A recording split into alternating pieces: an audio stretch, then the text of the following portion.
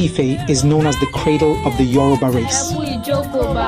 This is where the Yoruba people believe life began. This city is rich in history, traditions, and art, making it one of the most important places in Nigeria. One of Ile Ife's greatest treasures is the Oni's palace. This is the home of the Oni, the traditional ruler. The palace is a symbol of power, heritage, and unity among the Yoruba people.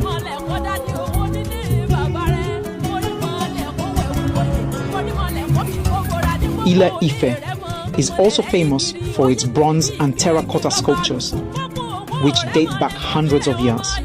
These artworks show the skill and creativity of the ancient Ife people and can be found in museums around the world.